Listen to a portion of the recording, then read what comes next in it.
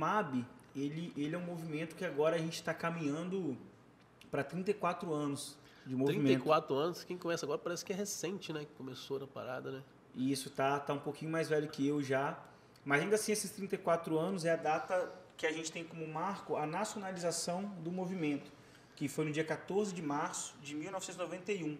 O dia 14 de março, inclusive, todo ano a gente faz luta, a gente faz mobilização, porque se tornou o dia nacional e internacional, depois eu explico melhor porquê, dos atingidos por barragem, de luta contra as barragens, defesa das vidas, das águas e da vida. Mas antes de 91, as lutas pelas barragens no Brasil já existiam, né? Na verdade, o movimento social, não só o MAB, né, mas o MAB em específico, ele é fruto de uma contradição do desenvolvimento do capitalismo no nosso país. E que contradição é essa? É o modelo energético brasileiro.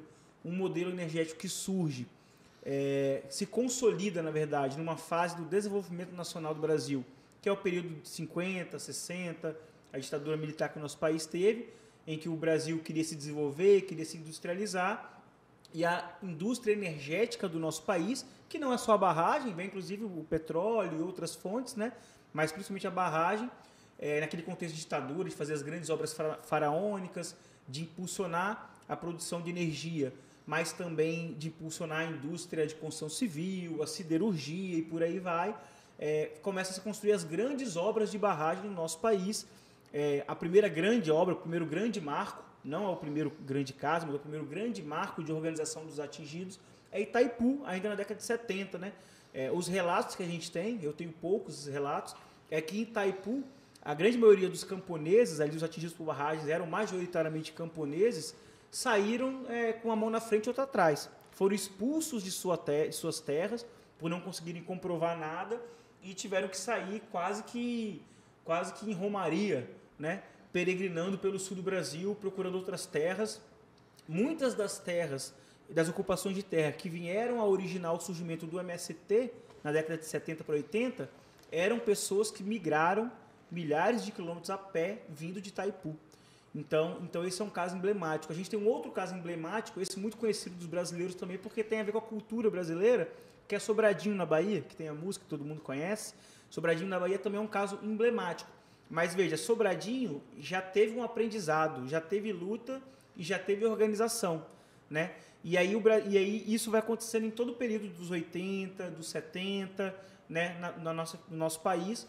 Então, a cada grande barragem, a cada grande obra, a que vinha depois trazia o ensinamento da anterior. Quem ajudava muito nesse papel, na época ainda de ditadura militar? A Igreja Católica, a Igreja Luterana, a Comissão Pastoral da Terra. Quando vai se criando aquele movimento da retomada do sindicalismo rural, né, dos trabalhadores rurais no nosso país, a retomada, então, depois do sindicalismo com a própria CUT, tudo isso é o caldeirão que vai ajudando os atingidos também a se organizar.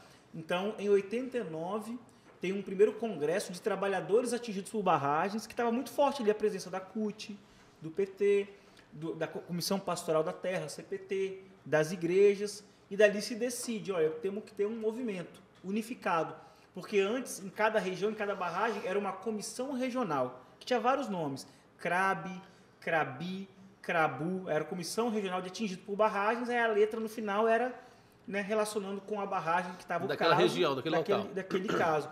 Então, essas várias CRABs, em determinado momento, elas entendem que deveriam se unificar e se unificam, então, e aí temos o primeiro encontro nacional do MAB, em 1991, como marco da nacionalização do movimento, que é isso, né? O movimento ele surge da luta concreta. Primeiro vem a luta, primeiro vem a contradição, depois vem a luta, aí vem a organização, que é o movimento. O movimento surge da luta concreta e real que já vinha existindo há mais de uma década no nosso país.